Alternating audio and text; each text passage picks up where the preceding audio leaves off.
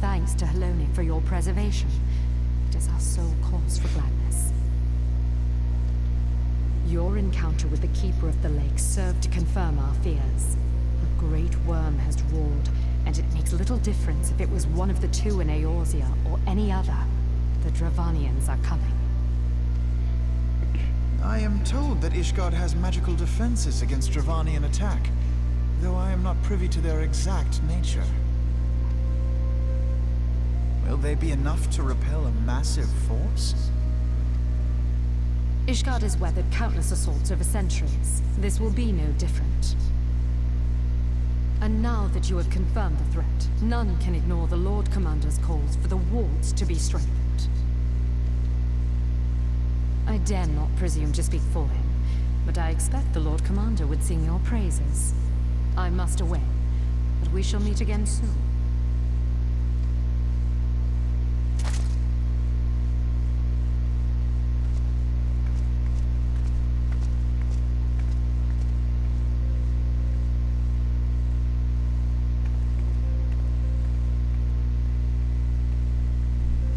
Countless assaults weathered, and this will be no different? Why am I not convinced?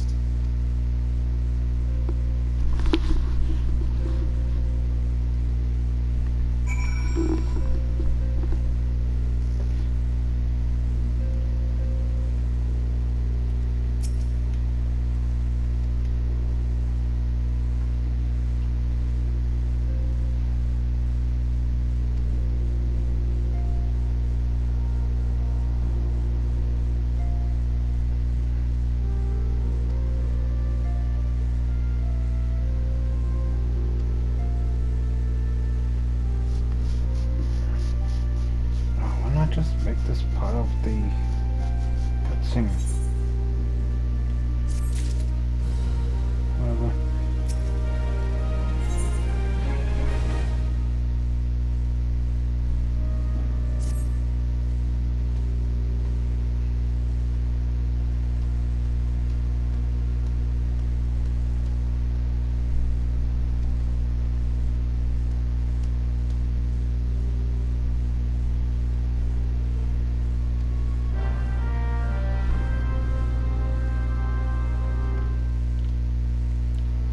Do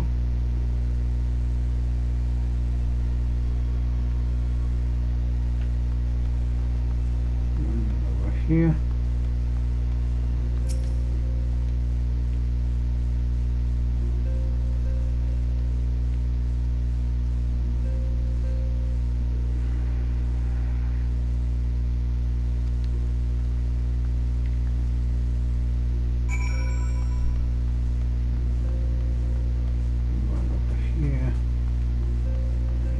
In here.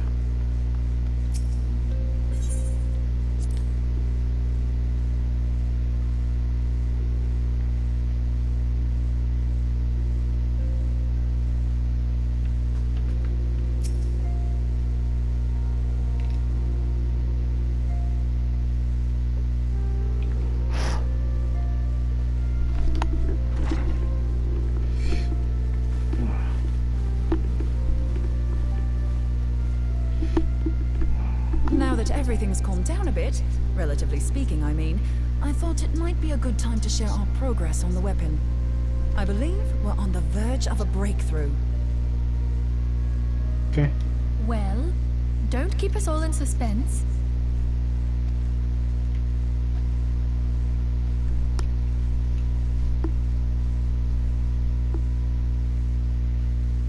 Just in case anyone's forgotten, let's start by reviewing what we already know.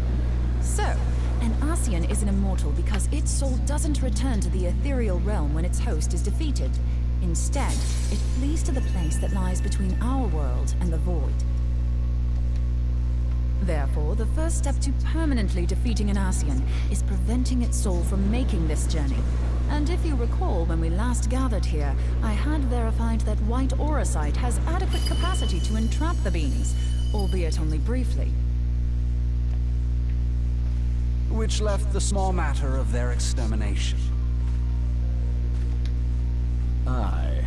To unmake an Ascian soul, one must needs smite it with a concentrated burst, or blade, of purest ether. However, we wanted for both the data and the means to forge such a weapon. Short of experimenting on an actual Ascian, you see, there's no way to gauge how much ether its soul is made of. As such, we don't know what etheric density our blade needs to have in order for it to work. So we'll just have to make the densest blade we can and hope for the best. Though that would require a lot of ether. Hang on a minute. Why didn't we think of this before? White aurosite can hold an absolute heap of ether, can't it? Please tell me you're joking. God's sakes, Ida.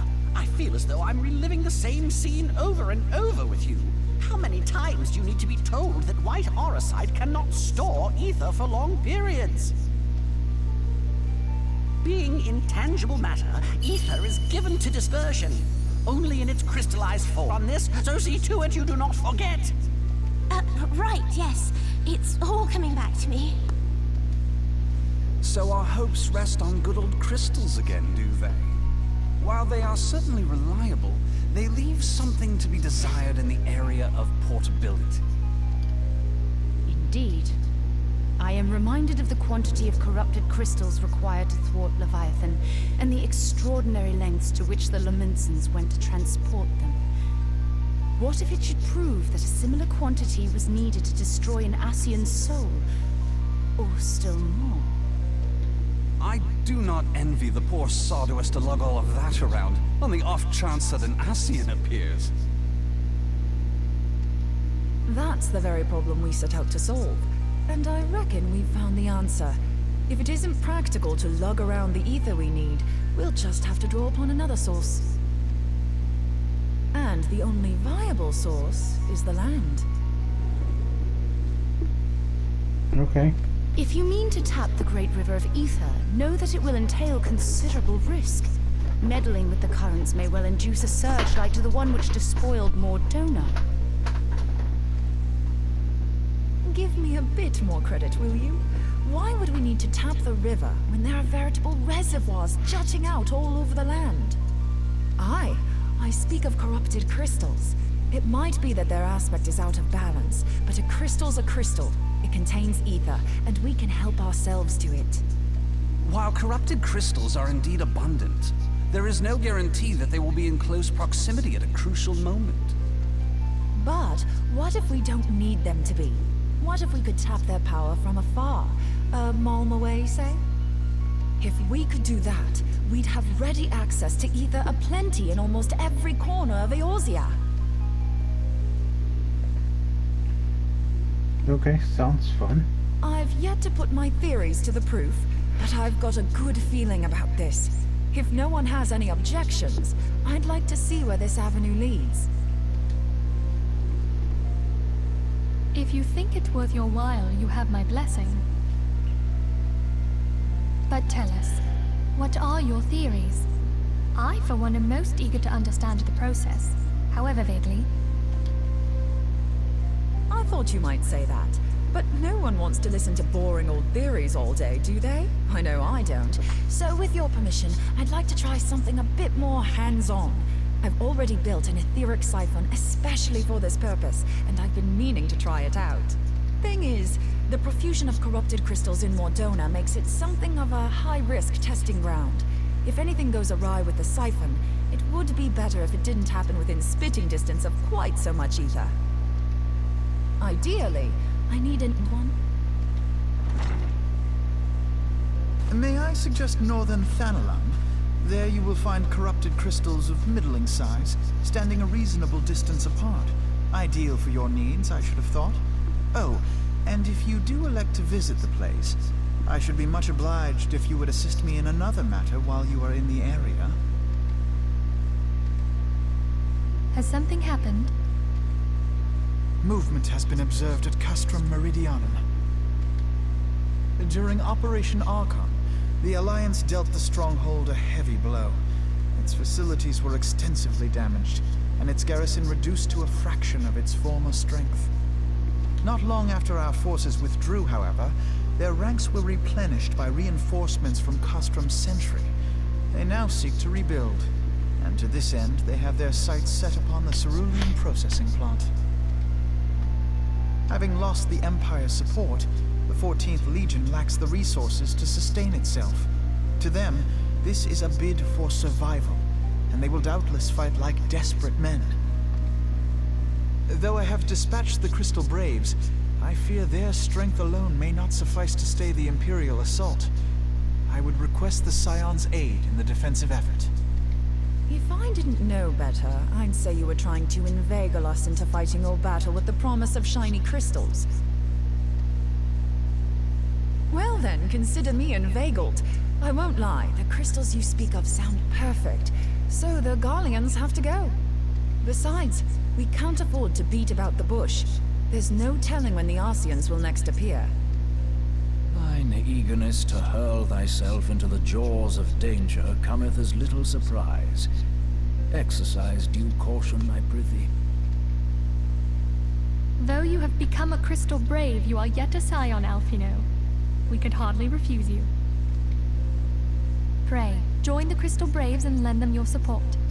Thangred and Papalimo shall accompany you.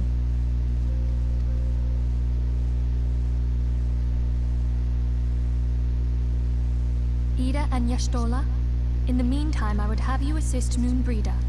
Scout out the crystal clusters, that the testing may commence as soon as the Garlean threat has been eliminated.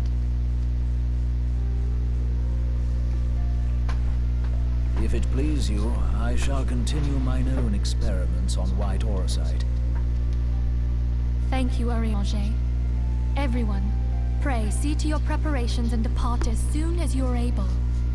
Go well, and be safe.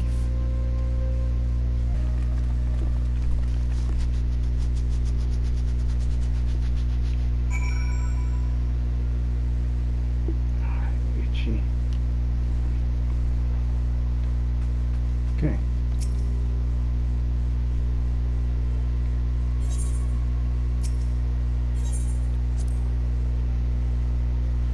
Sorry, internet troubles.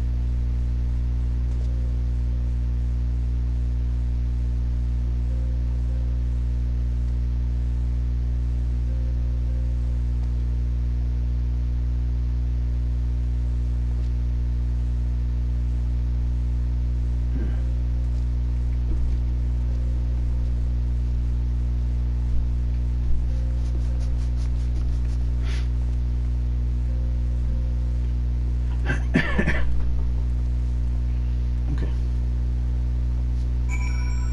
So no, somehow The three things going on are connected. There's the traders and the weapon smuggling and whatever.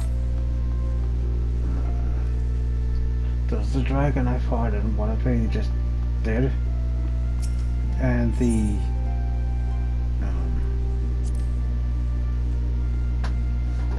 magician guy that can't die.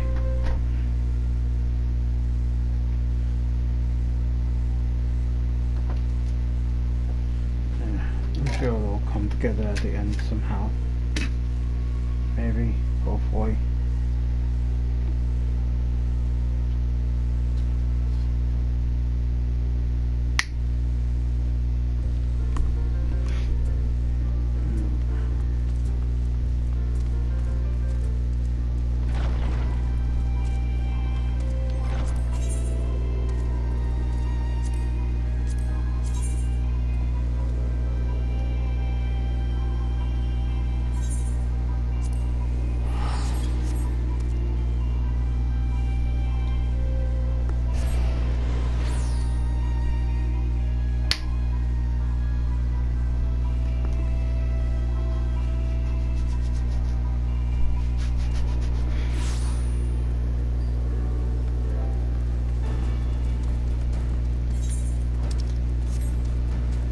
Okay, back here again.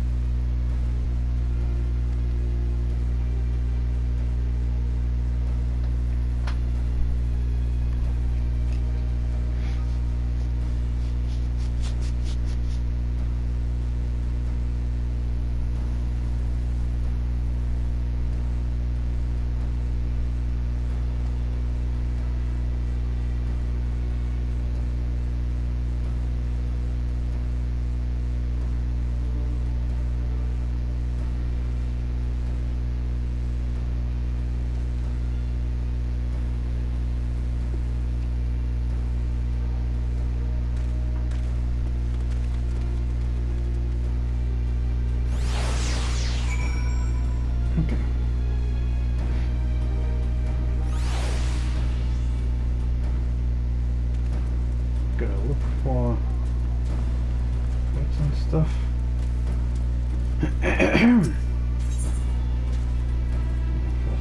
gear.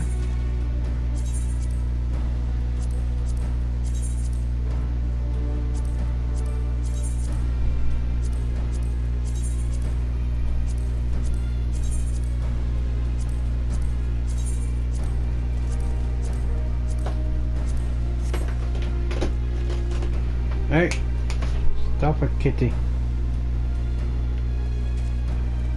Okay, so we're looking for explosives.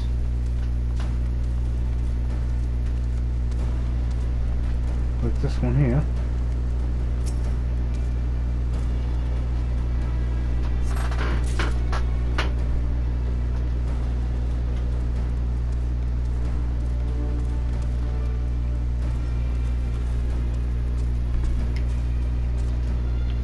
Don't go in this building.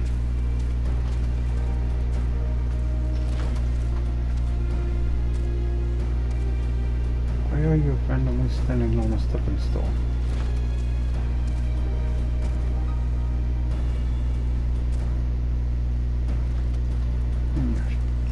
Short. We can just stand there normally. Whatever.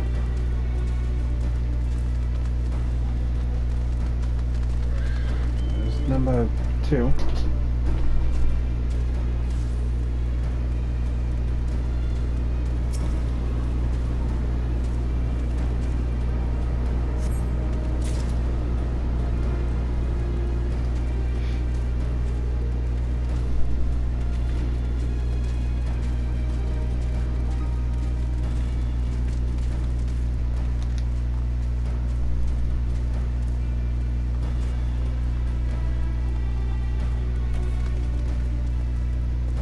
That's the number 3.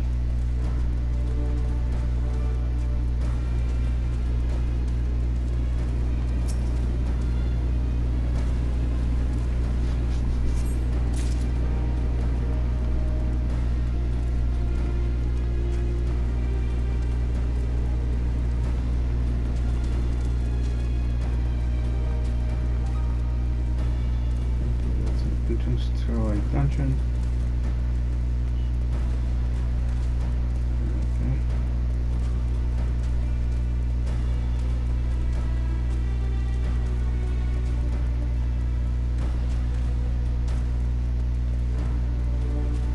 Might be in here somewhere.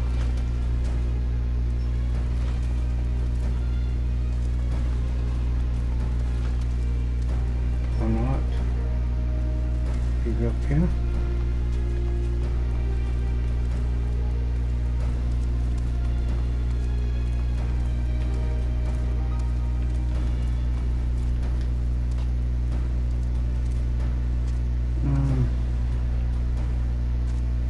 See it up here.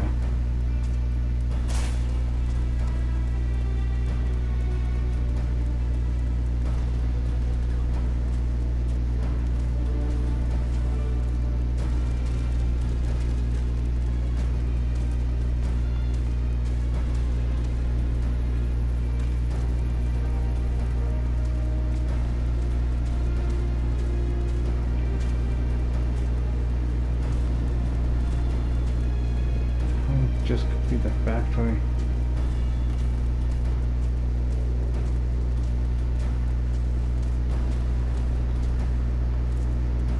Don't think we can go that way.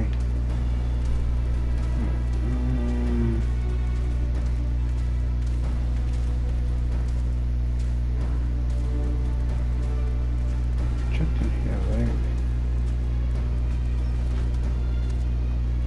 Okay.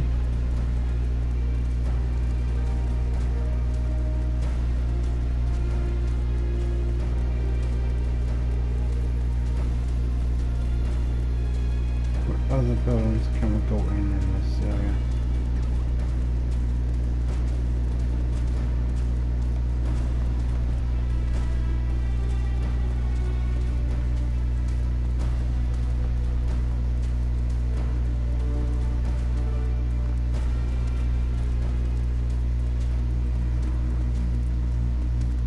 Okay, just check and see if it's slightly outside of the circle. Maybe up here. somewhere.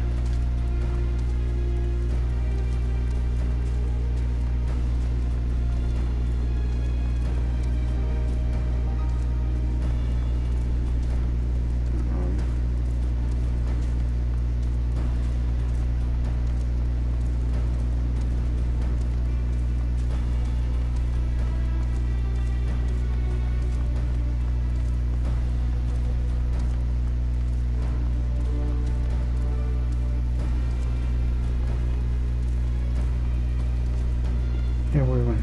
Do you see it?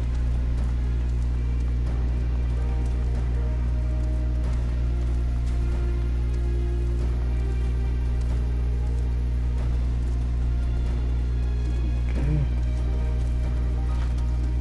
Check in here, right?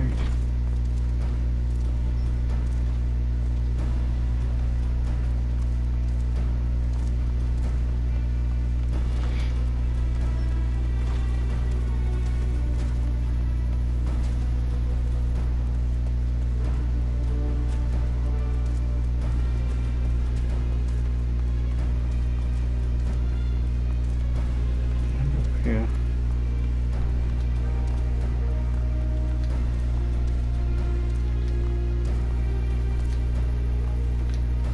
And where is number 4?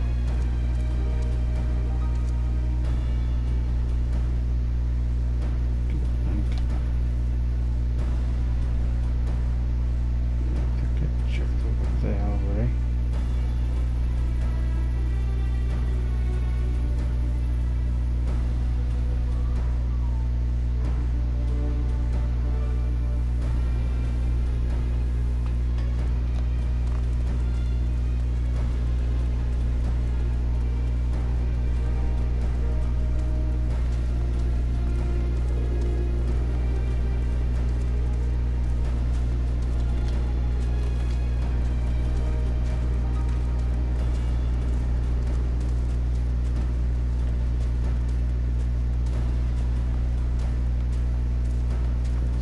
One was up here.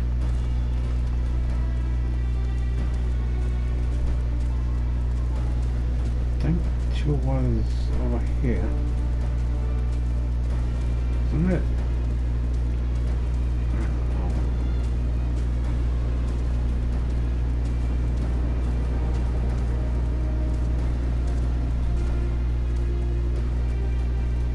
Definitely not. It's up there.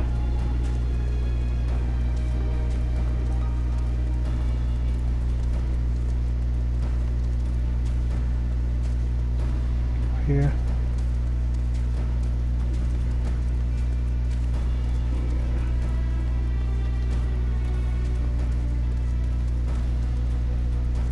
Ooh, can I go up the stairs?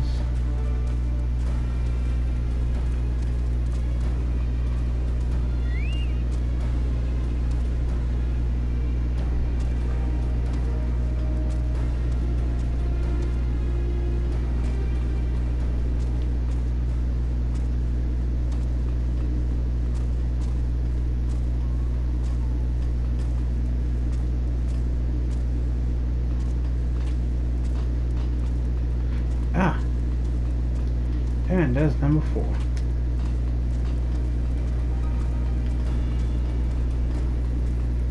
Perfect timing because this video is about to end. It becomes 11:30. Alright, please like, comment and subscribe. And see you next time.